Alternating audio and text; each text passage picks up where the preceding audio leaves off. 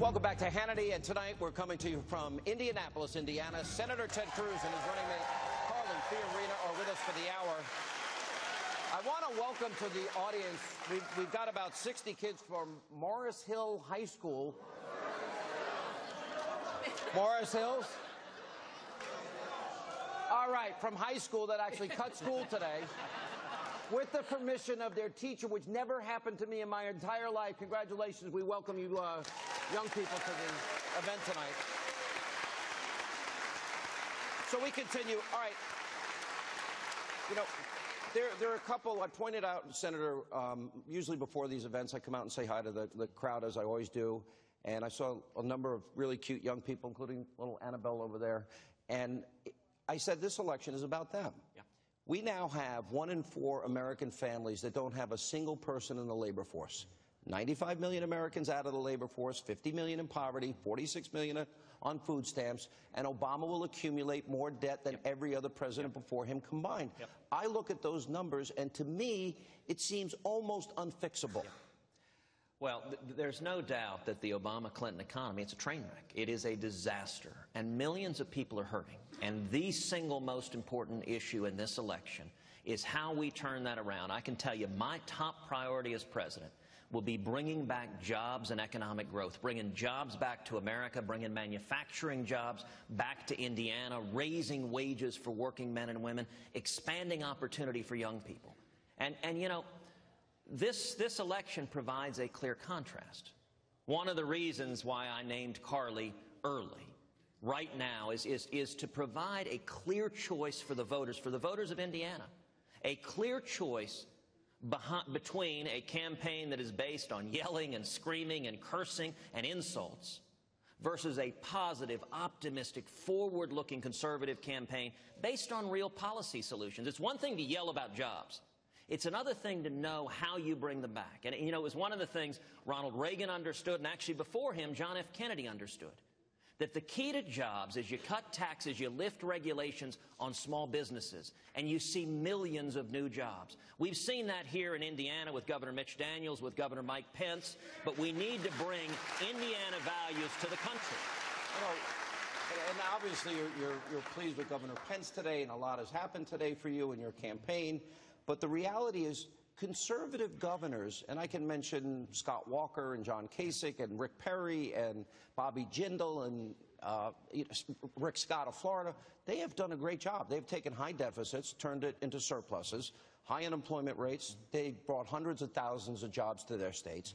But Washington Republicans, Carly, have failed. They have not been able to duplicate that.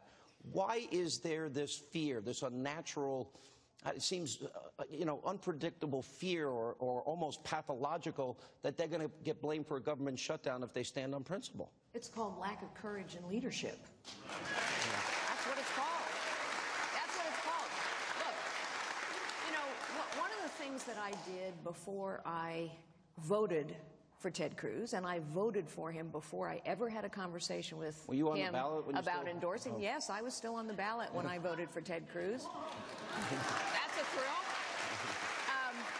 One of the things I did before I voted for him, before I endorsed him, before I, with great humility and pride, accepted his invitation to serve as his running mate, is I went through and read all his policies. And, you know, it's not rocket science why jobs leave.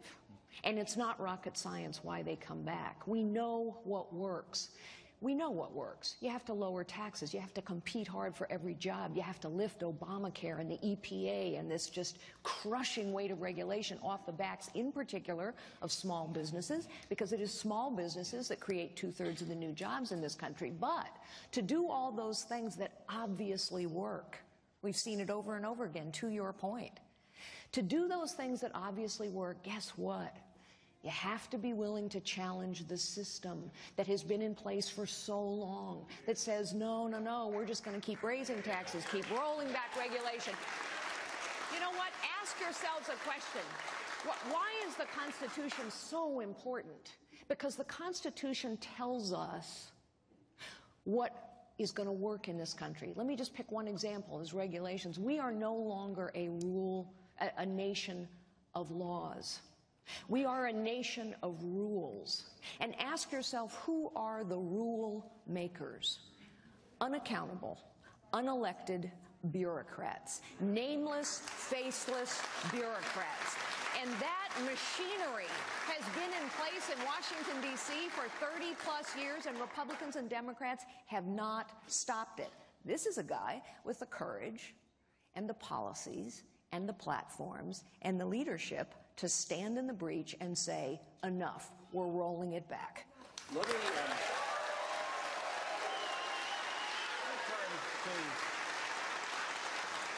me turn to the process questions. And I'd rather speak more on substance, but these are important questions. The task you have in front of you to win the nomination is daunting. I'm sure you both read the numbers. The current delegate count is Donald Trump, 996. You're in second place, 566. He won 27 contests. You won 11 contests. Marco Rubio's won 3. John Kasich has won 1. So really it has been a two-person race for a long time. That is a big gap to bridge, a big gap for you to bridge delegate-wise. How important is Indiana? Is it a must-win state for you now?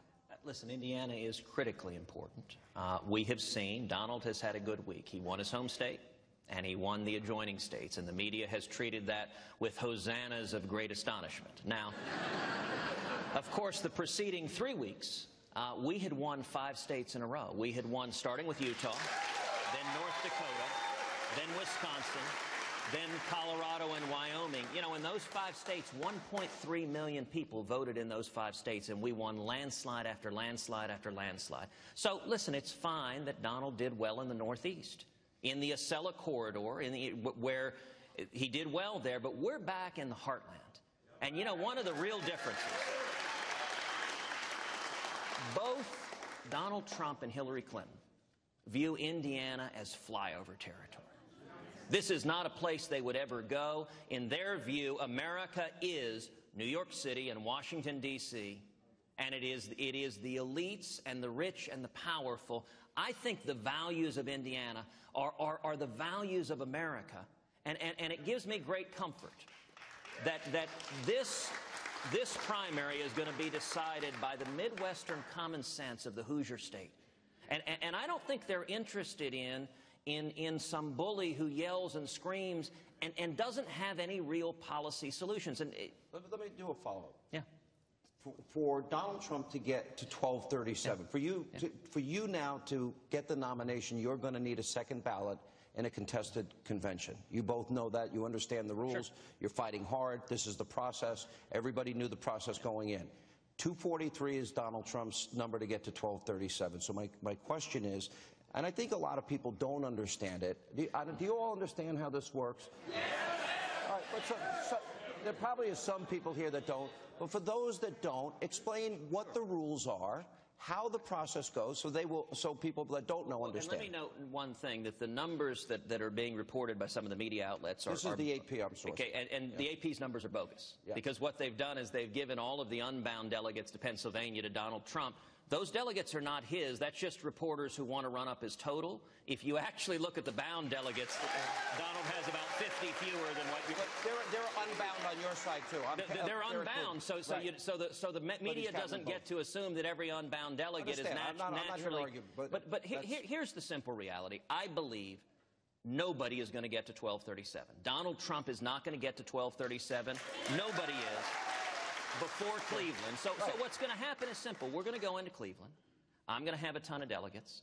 Donald Trump is going to have a ton of delegates. And then Cleveland, we're going to have a contested convention. And the battle is to see who can earn the support of a majority of the delegates elected by the people. And the reason that Donald is so desperately trying to get his media acolytes to say, this is over, this is over, this is over, is because Donald cannot earn the support of a majority. He wants to change the rules so you don't need a majority. Listen, if you can't get a support of the majority of delegates, you can't unite this party, and you can't win in November. Let me follow up on that question. This is really important.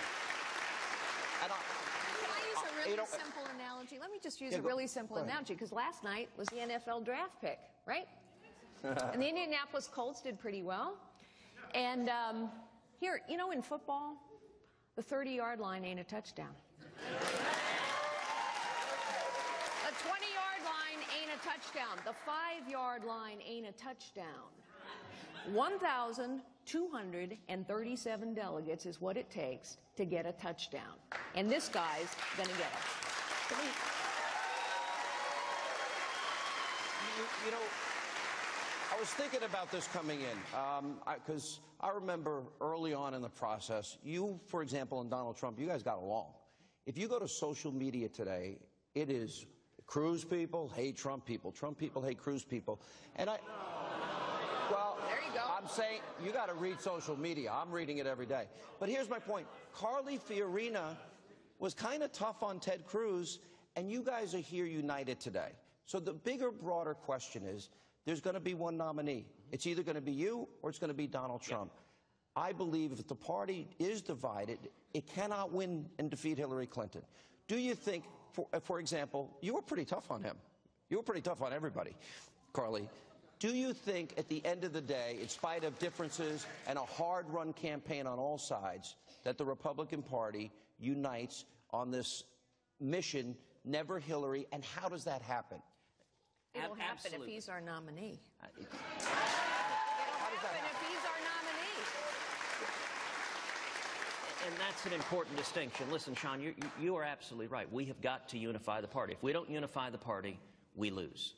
And, you know, you mentioned animosity. Listen, I love the Trump supporters. Many of the Trump supporters that supported me at some point, they are wonderful people who are scared for the direction of this country, who are upset at the corruption of Washington, who are upset at illegal immigration and the lies coming from Washington of people saying that they're going to stop it, and they're upset at seeing jobs going overseas over and over and over again. They're fed up, and I love the Trump supporters. I am working hard to earn the support of every one of them.